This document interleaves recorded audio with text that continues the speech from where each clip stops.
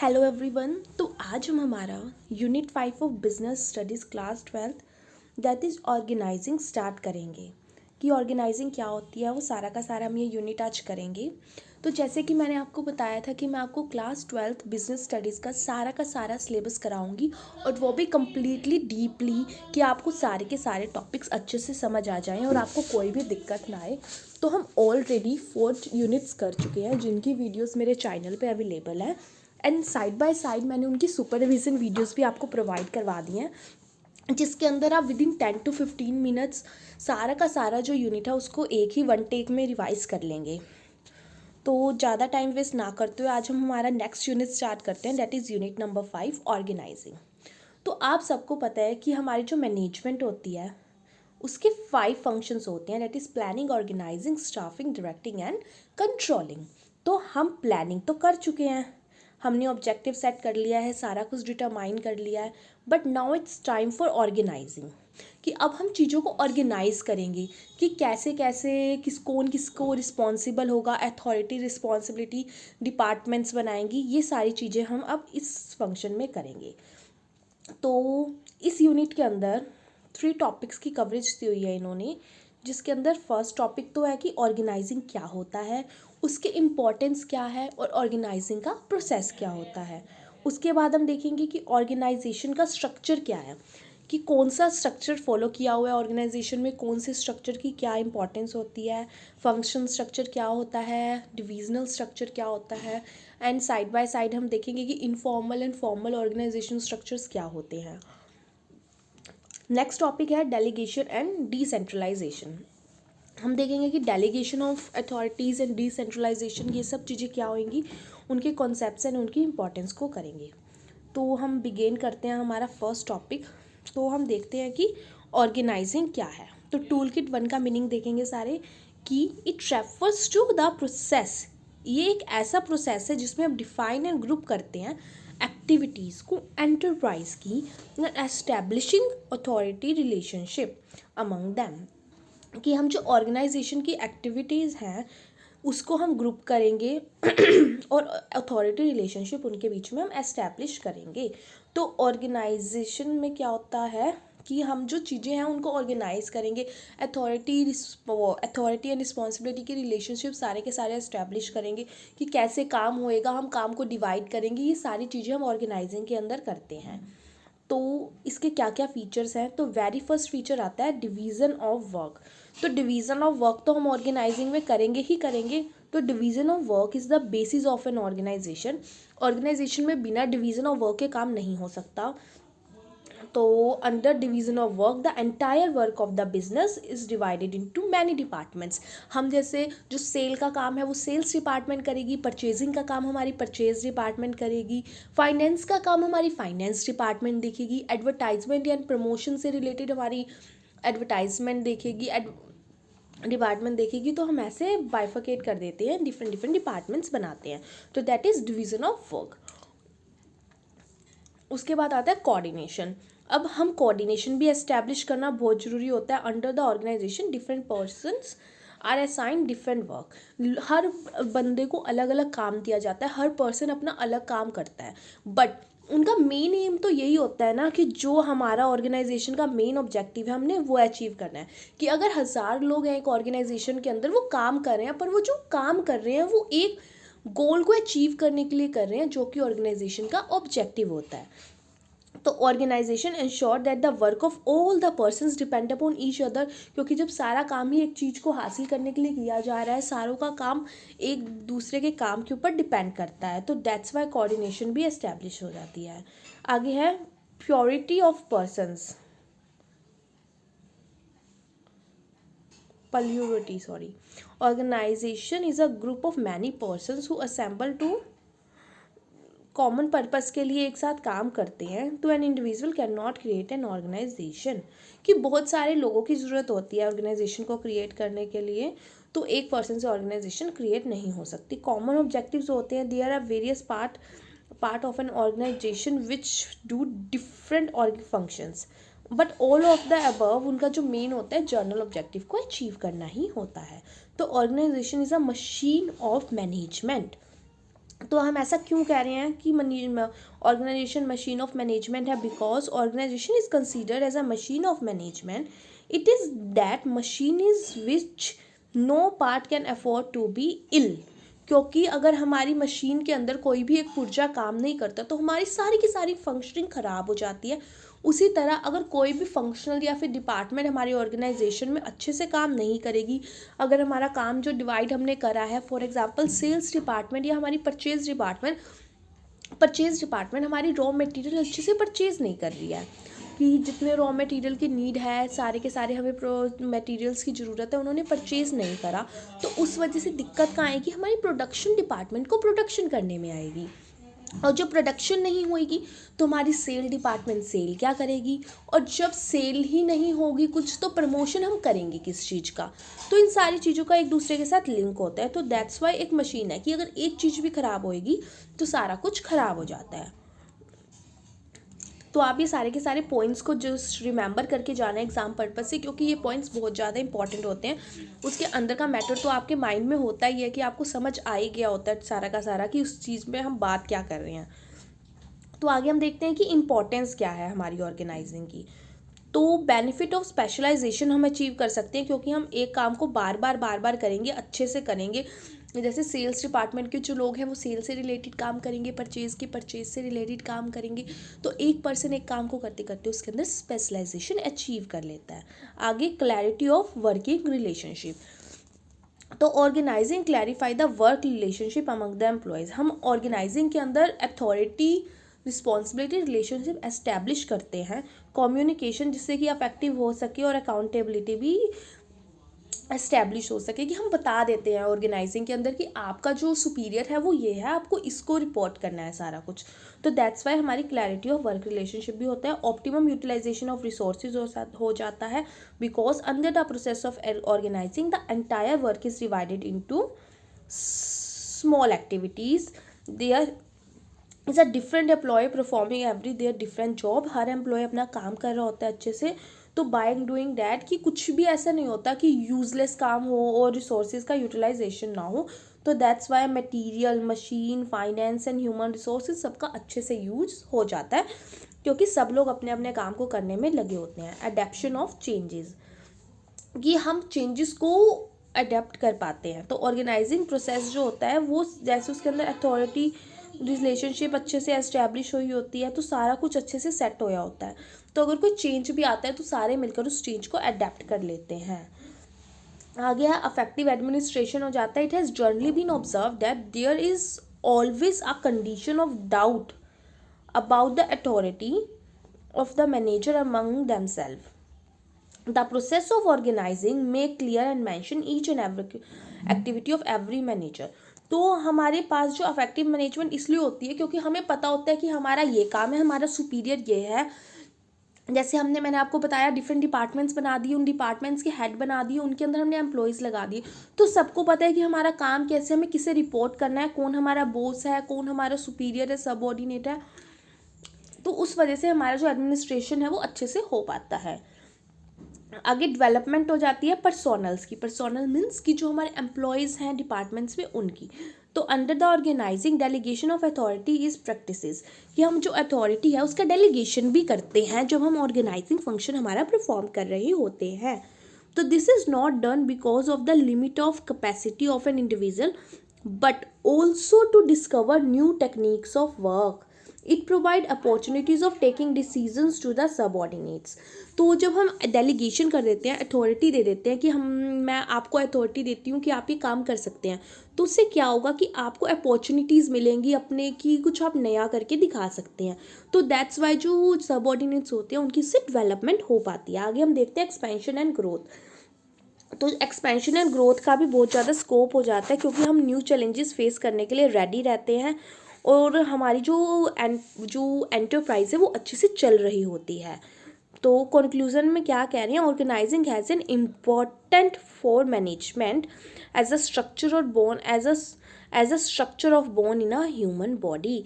तो ऑर्गेनाइजिंग इतनी ज़रूरी है एक मैनेजमेंट में जितनी ज़्यादा हमारे शरीर के अंदर हड्डियों का ढांचा ज़रूरी होता है.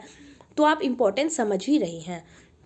तो हम देखते हैं कि दो कॉन्सेप्ट्स होते हैं आगे। कुछ लोग कहते हैं कि ऑर्गेनाइजिंग प्रोसेस है और कुछ लोग कहते हैं कि ऑर्गेनाइजिंग स्ट्रक्चर है। तो देखते हैं कि ऑर्गेनाइजिंग प्रोसेस का कॉन्सेप्ट हमें क्या कहते हैं और ऑर्गेनाइजिंग एज अ स्ट्रक्चर का कॉन्सेप्ट हमें क्या कहता है। तो ऑर्गेनाइजिंग ऐसा प्रोसेस हम इसलिए कहते हैं क्योंकि मैनेजमेंट में प्लानिंग के बाद हम ऑर्गेनाइजिंग करते हैं, तो उसके अंदर हम बहुत सारी एक्टिविटीज़ करते हैं, जिसके अंदर आ जाता है डिटरमाइनिंग इम्पॉर्टेंट, जिसमें हम क्या कहते हैं एक्टिविटीज़ परफॉर्म करते हैं बहुत सारी, ठीक है। तो वो यही कह रहे हैं, according to the first concept of organizing it has been considered as a process because organizing is a not function, it is performed in a single stroke. क्योंकि ऑर्गेनाइजिंग कोई फंक्शन नहीं है कि एक बार हो गया तो हो गया, बट ऑर्गेनाइजिंग चलता ही रहता है, बार बार हम देख करते ही रहते हैं, किसी का सबऑर्डिनेट्स या रिलेशनशिप्स हमारी जो डिपार्टमेंट्स वगैरह एस्टेब्लिश होते ही रहते हैं, तो वो चलती ही रहती है, but a chain of various functions. It include getting information about objectives, decide करना वेरियस एक्टिविटीज़ को, उनको ग्रुप करना, डिटरमाइन करना, एंड अथॉरिटी रिस्पॉन्सिबिलिटी एस्टैब्लिश करना। Organizing is related to human being and human conduct. तो इस सब चीज़ों में ये कह रहे हैं कि ऑर्गेनाइजिंग एक प्रोसेस है, वो चलता ही रहता है। तो in detail information about organizing is a process will be provided ahead in the same chapter. हम ऑर्गेनाइजिंग का प्रोसेस भी देखेंगे आगे चैप्टर में, जिसमें हमें पता चलेगा कि ऑर्गेनाइजिंग के अंदर कौन कौन से स्टेप्स आते हैं। तो ऑर्गेनाइजिंग एक प्रोसेस हो गया।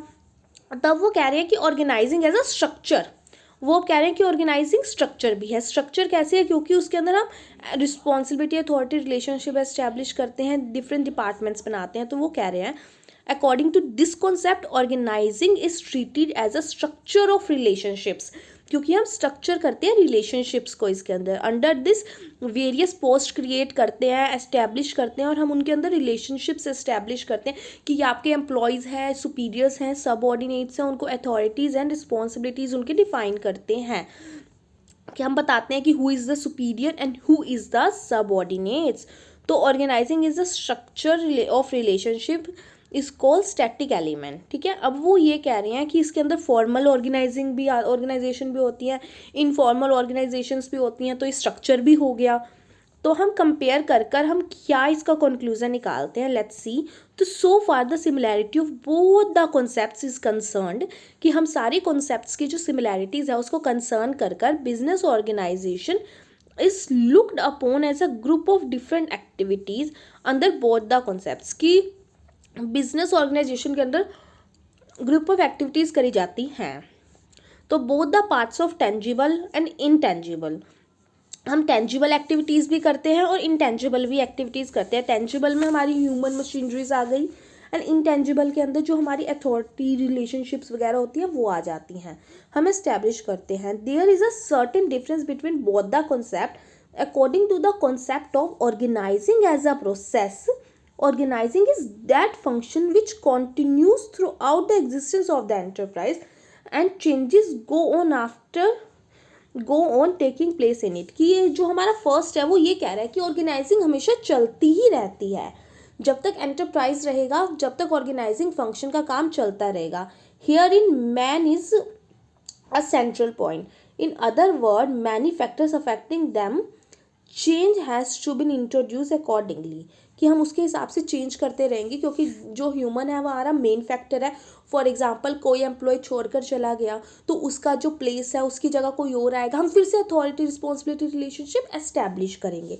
तो आगे ऑन द अदर हैंड जो कॉन्सेप्ट ऑफ ऑर्गेनाइजिंग ऐसा स्ट्रक्चर कह रहा है, वो ये कह रहा है कि ऑर्गेनाइजिंग के अंदर authority and responsibilities each post में डिटरमाइन होती है। तो हम ये कहेंगे therefore under it this concept is more attainable is paid to post which is stable than a man. तो ये वाला जो है ये ज़्यादा स्टेबल कहा जाएगा कि ऑर्गेनाइजिंग एज अ, और वो क्या कहते हैं जो हमने कहा है कि ऑर्गेनाइजिंग का जो स्ट्रक्चर रिलेशनशिप होता है ये ज़्यादा स्टेबल कह रही है वो इसे। तो मैंने बताया था कि हम देखेंगे ऑर्गेनाइजिंग का प्रोसेस क्या होता है। You should have to remember all these points. आपको ये चारों के चारों पॉइंट्स जो हमारी ऑर्गेनाइजिंग के प्रोसेस के हैं ये अच्छे से याद करके जाने होंगे, क्योंकि जो आपके केस स्टडी टाइप सिनेरियोज में क्वेश्चंस आते हैं वो इन्हीं के बेस पे आ जाते हैं। तो फर्स्ट हमारा जो ऑर्गेनाइजिंग का प्रोसेस है वो है आइडेंटिफाई करना काम को, और फिर डिवाइड करना, मतलब देखना कि एक जो बहुत ज़्यादा लार्ज काम है उसको छोटे छोटे पार्ट्स में डिवाइड करना। उसके बाद जो हर एक जैसे काम है उनको एक जगह डाल देना, जो सेल्स से रिलेटेड काम है वो सेल्स डिपार्टमेंट पे, परचेज से परचेज डिपार्टमेंट पे ये करना। फिर ड्यूटीज असाइन करना कि सेल्स डिपार्टमेंट का ये काम होगा वो सेल करेगी, परचेज डिपार्टमेंट परचेज करेगी, फाइनेंस डिपार्टमेंट जी फाइनेंस देखेगी। हम ड्यूटीज़ को असाइन करते हैं। उसके बाद कह रहे हैं रिपोर्टिंग रिलेशनशिप्स को एस्टैब्लिश करना कि जी हमारा सुपीरियर सबऑर्डिनेट कौन कैसे होएगा, उन सारे रिलेशनशिप्स को एस्टैब्लिश करना। तो these are the 4 very important process के स्टेप्स हैं ये हमारे ऑर्गेनाइजिंग के। तो हम देखते हैं डिटेल में इसके अंदर। सबसे पहले कह रहे हैं identification and division of work. तो वो कह रहे हैं at the first step of organizing is identify and division of work. इसके अंदर हम जो डिवाइड करते हैं वेरियस एक्टिविटीज़ को सब पार्ट्स के अंदर, तो जैसे कि purchase of raw material, manufacturing parts का परचेज, ये सारी की सारी एक्टिविटीज़ हैं। हमने हमारे काम को इन एक्टिविटीज़ में डिवाइड कर लिया है कि हमारे पास ये सॉरी ये थोड़ा सा इरेज कर रही थी और वो हो गया।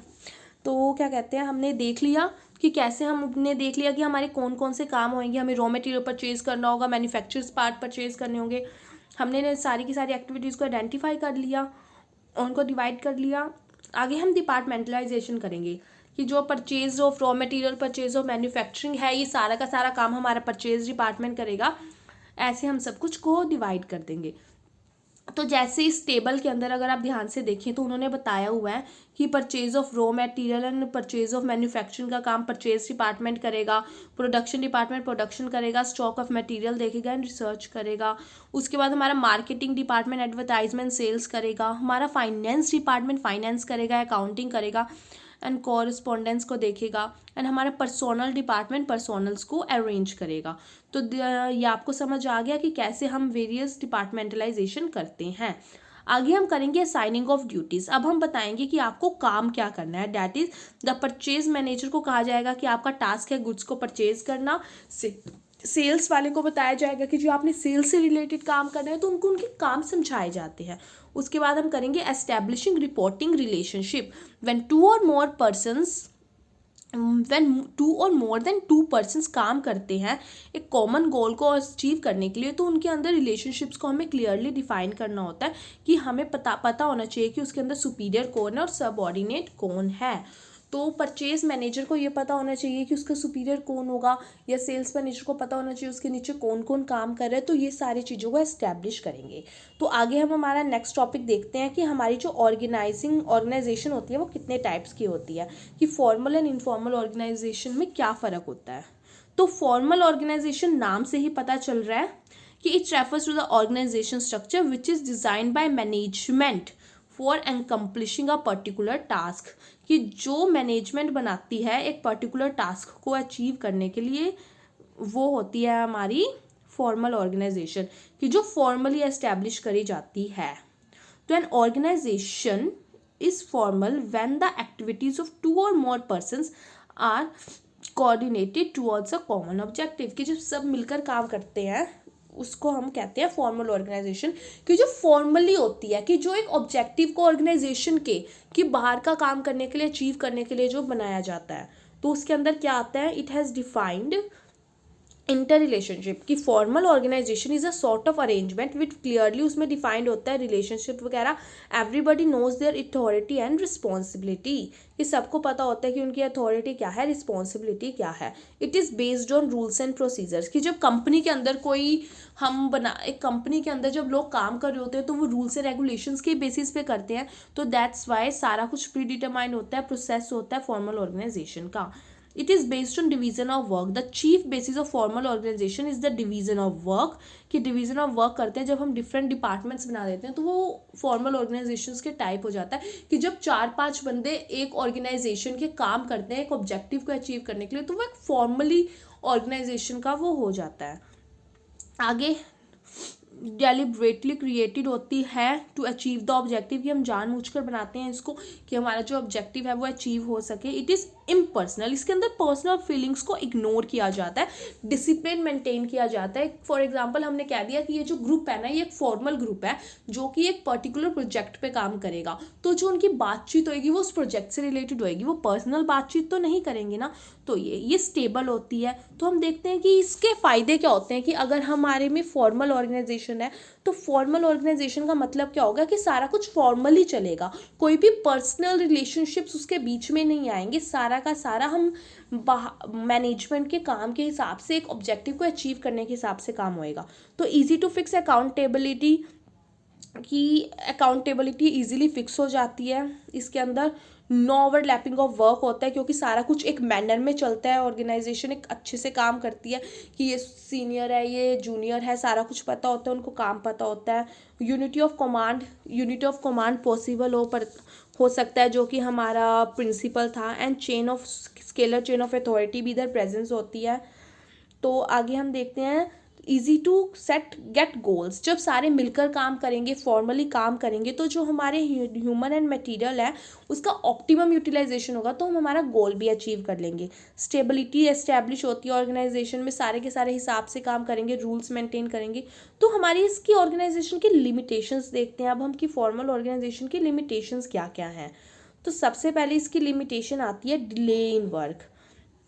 डिले क्यों होगा काम? क्योंकि बहुत ज़्यादा रूल्स एंड रेगुलेशंस हो जाते हैं।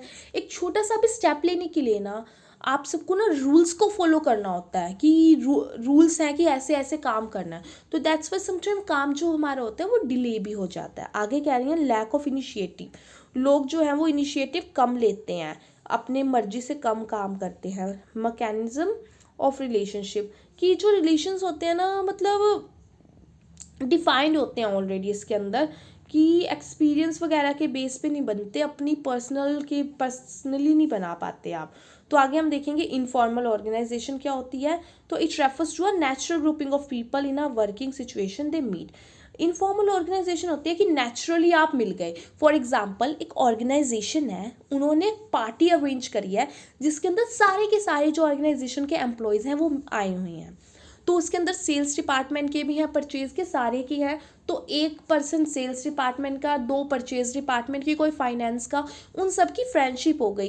तो वो इनफॉर्मल ऑर्गेनाइजेशन है कि उनके अंदर कोई अथॉरिटी वगैरह का रिलेशनशिप नहीं है, बट वो नेचुरली दोस्त बन गए, बट हैं वो एक ऑर्गेनाइजेशन के। तो ये होता है इनफॉर्मल ऑर्गेनाइजेशन। तो ये बेस्ड होगा फॉर्मल ऑर्गेनाइजेशन पे क्योंकि जो पर्सन्स हैं वो काम तो फॉर्मल ही ऑर्गेनाइजेशन के ही लोग हैं। There is no written rules, कि जब दोस्त हैं वो, तो वो उनका ग्रुप बन गया तो कोई उसके अंदर रिटन नॉर्म्स नहीं होते, रूल्स नहीं होते। इंडिपेंडेंट चैनल ऑफ कम्युनिकेशन, आराम से वो एक दूसरे से पर्सन बात कर सकते हैं, उनका जो डायरेक्ट कांटेक्ट हो जाता है एक दूसरे से। आगे वो कह रहे हैं देयर इज, वो डेलिबरेटली क्रिएटेड नहीं होती, वो नेचुरली क्रिएट हो जाती है कि चार लोग मिले ऑर्गेनाइजेशन के अलग अलग डिपार्टमेंट्स के, उनको एक दूसरे से बात करी, उनको अच्छा लगा, वो दोस्त बन गए, तो उनकी एक इनफॉर्मल ऑर्गेनाइजेशन क्रिएट हो गई। तो आगे वो कह रहे हैं नो प्लेस ऑफ ऑर्गेनाइजेशन के चार्ट का उसके अंदर कोई प्लेस नहीं होता। इट इज़ पर्सनल, वो पर्सनल फीलिंग्स ऑफ इंडिविजुअल के ऊपर बनता है। It's lack stability. आगे एडवांटेजेस क्या है हमारी इनफॉर्मल ऑर्गेनाइजेशन की? फास्टर स्पीड ऑफ कम्युनिकेशन, बहुत जल्दी जल्दी बात होती है। जब आप अपने फ्रेंड से बात करनी होती है आप एकदम कॉल में कर लेते हैं, बट वहीं अगर आपको आपके स्कूल में किसी टीचर को बात करनी होगी आप 1000 बार सोचेंगे, कम्युनिकेशन का प्रोसेस थोड़ा स्लो हो जाता है और अपने फ्रेंड्स वगैरह में हमारा फास्ट रहता है। आगे फुलफिल ऑर्गेनाइजेशन का ऑब्जेक्टिव, ऑर्गेनाइजेशन का ऑब्जेक्टिव भी फुलफिल हो जाता है इससे। तो आगे इसकी लिमिटेशंस क्या है? फर्स्ट है र्यूमर्स, अफवाहें बहुत ज़्यादा फैलती हैं क्योंकि चार लोग जब बात करेंगे किसी ना किसी के बारे में कोई बात कर लेते हैं तो उस वजह से हॉरिबल सिचुएशंस भी क्रिएट हो जाती है। कहीं एक बार कुछ ज़्यादा ही गलत बात फैला देते हैं वो कि भाई ऐसा है। फॉर एग्जांपल कह दिया कि हमारी ऑर्गेनाइजेशन में तो भूत घूम रहा है, तो अफवाह फैला दी, तो ये सब चीज़ें हो जाता है। रिसिस्ट हो जाती है, चेंजेस को वो रिसिस्ट करते हैं। आगे प्रेशर ऑफ ग्रुप नॉर्म्स, कि ग्रुप नॉर्म्स का भी उनके ऊपर प्रेशर होता है। तो ये देखो आपको इस टेबल में बता रहे हैं, जैसे कि फॉर्मल रिलेशनशिप्स क्या हो गया, फॉर्मल ऑर्गेनाइजेशन होगी, परचेज मैनेजर के नीचे परचेज सुपरिटेंडेंट काम कर रहा है, प्रोडक्शन वाले के नीचे प्रोडक्शन का कर रहा है, फाइनेंस वाले के नीचे फाइनेंस का कर रहा है। बट इनफॉर्मल क्या है? फाइनेंस सुपरिटेंडेंट की जर्नल मैनेजर के साथ दोस्ती, परचेज सुपरिटेंडेंट की प्रोडक्शन मैनेजर के साथ दोस्ती, ये हो गई इनफॉर्मल ऑर्गेनाइजेशन। ठीक है, आगे हम देखते हैं कि इनके अंदर डिफरेंस क्या होता है। तो जो हमारी फॉर्मल ऑर्गेनाइजेशन होती है ये मैनेजमेंट क्रिएट करती है, इसके अंदर अथॉरिटी वगैरह डिफाइन किया जाता है। The organization born out of mutual relationship से जो बनती है वो हमारी इनफॉर्मल ऑर्गेनाइजेशन होती है। ये रूल्स एंड पॉलिसीज़ के बेसिस पे बनती है, ये सोशल रिलेशनशिप्स के बेसिस पे बनती है। Authorities born out of the post, authority जो होती है वो इसके अंदर प्रेजेंट होती है एंड मूवमेंट होती है डाउनवर्ड की तरफ। Authority comes into existence because of individual vultures, कि एक दूसरे से जो बात करते हैं उसके हिसाब से अथॉरिटी हम एस्टैब्लिश करते हैं, ऐसे कोई हमारी फॉर्मली अथॉरिटी एस्टैब्लिश नहीं होती। बिहेवियर प्री डिटरमाइंड होता है कि आपने ऐसे ही बिहेव करना है, how will you do it, who will be your boss, ये सारा कुछ फॉर्मल ऑर्गेनाइजेशन में हमें पता होता है कि हमारा ये बॉस है, हम उसके सबऑर्डिनेट हैं और हमारा ये पर्सन सबऑर्डिनेट है। बट हमारे इनफॉर्मल ऑर्गेनाइजेशन के अंदर ऐसा कुछ नहीं होता, इंडिविजुअल के अटैचमेंट के ऊपर, कि हम दो दोस्त हैं, हमारी फ्रेंडशिप का लेवल अच्छा है तो हमारा बिहेवियर एक दूसरे के साथ कैसा होगा वो हमारी पर्सनल अटैचमेंट्स के ऊपर डिफाइन रहता है। आगे हम फ्लो ऑफ कम्युनिकेशन डिफाइंड होता है इसके अंदर, बट यहाँ कुछ डिफाइन नहीं होता, हम अपने हिसाब से हमारे दोस्तों से बात कर लेते हैं। आगे वो कह रही है nature, it is more stable, but ये टेम्परेरी हो जाता है, लेस स्टेबल होती है। There is because of their high rank the manager is the leader, leadership में मैनेजर लीडर होता है और यहाँ पे लीडर को इलेक्ट कर लेते हैं कि जी वो लीडर होगा या वो होगा। तो आगे हम देखते हैं कि ऑर्गेनाइजेशन का स्ट्रक्चर क्या है। तो फंक्शनल स्ट्रक्चर होता है और एक डिविजनल स्ट्रक्चर होता है। जब हम फंक्शन के बेसिस के ऊपर कि काम किस किस हिसाब से होगा, जैसे सेल्स डिपार्टमेंट, परचेज डिपार्टमेंट, वो हो गया हमारा functional structure. And divisional structure जैसे डिवीज़न के बेसिस पे कि north division, south, then product की हमने देख लिया कि X product, Y product, plastic, steel and metal, non metal, इन सब चीज़ों के बेस पे जब हम करते हैं वो होता है हमारा डिविजनल। तो हम देखते हैं कि ऑर्गेनाइजेशन स्ट्रक्चर का कॉन्सेप्ट क्या है और फिर हम देखेंगे कि फंक्शनल ऑर्गेनाइजेशन स्ट्रक्चर क्या है और ये सब क्या होता है। तो ऑर्गेनाइजेशन स्ट्रक्चर क्या होता है, it refers to that framework within which all managerial and non managerial task are perform. तो ऑर्गेनाइजेशन स्ट्रक्चर वो होता है कि जिसके अंदर हम सारे के सारे जो हमारे काम होते हैं उनको परफॉर्म करते हैं। तो organization structure are pattern of relationship, वो रिलेशनशिप्स का पैटर्न होता है among the various positions of the firm and various people occupy, कि कैसे लोग काम करेंगे। तो हम देखते हैं कि हमारा जो ऑर्गेनाइजेशन के स्ट्रक्चर होता है वो 4 टाइप्स का होता है। एक होता है हमारा फंक्शंस के बेसिस पे, एक होता है हमारा लाइन के बेसिस पे, एक डिविजनल ऑर्गेनाइजेशन और एक लाइन एंड स्टाफ के बेस पे। तो हम सबसे पहले देखते हैं कि फंक्शनल क्या होता है। तो it refers to that division where whole enterprise according to the major activities perform by it. जब हम एक ऑर्गेनाइजेशन को उसके अंदर परफॉर्म होने वाली डिफरेंट एक्टिविटीज़ के बेसिस पे डिवाइड कर देते हैं तो वो होता है फंक्शनल ऑर्गेनाइजेशन स्ट्रक्चर। एग्जाम्पल के तौर पर ये हम देखते हैं यहाँ पे the function of management concern divided into production, marketing department, इन सारे डिपार्टमेंट्स में हमने उनको सब डिवाइड कर दिया कि ये फंक्शंस होते हैं कि हमारी जो ऑर्गेनाइजेशन के अंदर सेल का फंक्शन होता है जी, परचेज का फंक्शन होता है, हम फाइनेंस करते हैं, हम मार्केटिंग करते हैं। तो उन फंक्शंस के बेस पे जब हम काम डिवाइड करते हैं तो फंक्शनल ऑर्गेनाइजेशन स्ट्रक्चर होता है।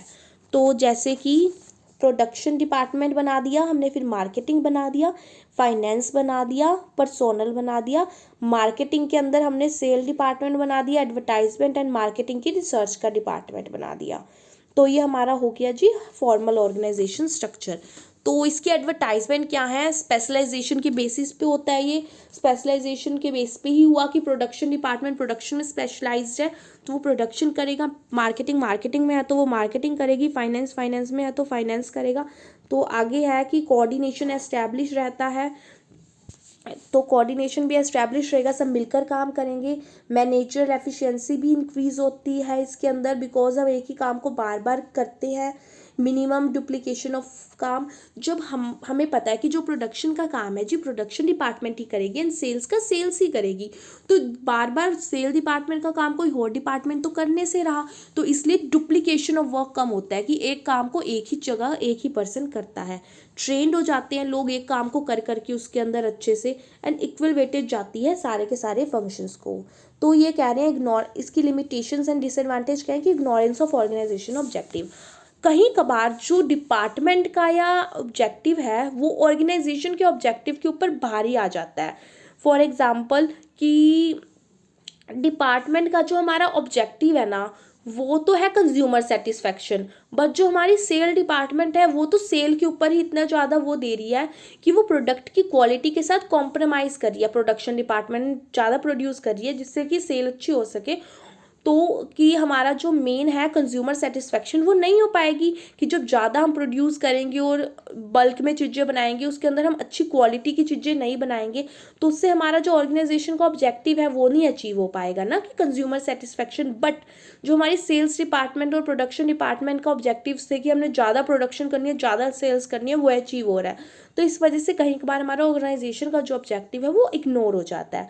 आगे difficulty of inter departmental coordination, कहीं कभार इंटर डिपार्टमेंटल कोऑर्डिनेशन में भी इसमें दिक्कत आ जाती है। कन्फ्लिक्ट ऑफ इंटरेस्ट तो होता ही होता है, डिफरेंट डिपार्टमेंट्स, जब 4 डिपार्टमेंट्स अलग अलग काम करेंगी सब अपना ही तो फ़ायदा देखेंगी ना। आगे हर्डल्स आ जाते हैं कंप्लीट डेवलपमेंट के अंदर भी। तो सुटेबिलिटी ऑफ फंक्शनल स्ट्रक्चर, हमारा फंक्शनल स्ट्रक्चर कब सुटेबल है, where the size of business unit is large, जब हमारी बिजनेस ऑर्गेनाइजेशन बहुत ज़्यादा लार्ज होगी। स्पेशलाइजेशन हमें ज़रूरत होगी। डिसेंट्रलाइजेशन ऑफ अथॉरिटीज़ नीडिड, कि जब हमें डिसेंट्रलाइज करना है अथॉरिटीज़ को ज़रूरत होगी कि हम पावर को ज़्यादा लोगों को दें, ठीक है। When there is only one product that is sold, कि जब एक ही प्रोडक्ट सोल्ड होगा, जब ऑर्गेनाइजेशन में एक ही प्रोडक्ट की मैन्युफैक्चरिंग हो रही होगी, तब हमारे लिए फंक्शनल ऑर्गेनाइजेशन स्ट्रक्चर काम का है। तो हमने यहाँ तक कर लिया है ये चैप्टर, तो हम हमारी नेक्स्ट वीडियो के अंदर इसको ट्राई करेंगे कि कंप्लीट पूरा का पूरा कर दें। सो अगर आपको गाइज मेरे एफर्ट्स अच्छे लग रहे हों तो प्लीज़ चैनल को सब्सक्राइब करना एंड वीडियो को लाइक करना एंड कमेंट्स में बताना कि कैसे लगी है, और प्लीज़ सबके साथ शेयर करना अपने फ्रेंड्स के साथ। और हमने आगे हम सारे के सारे यूनिट्स की मैं आपको वीडियोस प्रोवाइड कराऊंगी और साथ के साथ सुपरविज़न वीडियो भी प्रोवाइड कराऊंगी। तो ये यूनिट हमने यहाँ तक कर लिया है, आगे हम देखेंगे कि डिविजनल क्या होता है और उसके बाद हम देखेंगे डेलीगेशन ऑफ अथॉरिटीज़ वगैरह के कॉन्सेप्ट्स क्या होते हैं। तो फिर हमारा ये जो चैप्टर है ये ओवर हो जाएगा ऑर्गेनाइजिंग का। So thank you for watching, bye bye.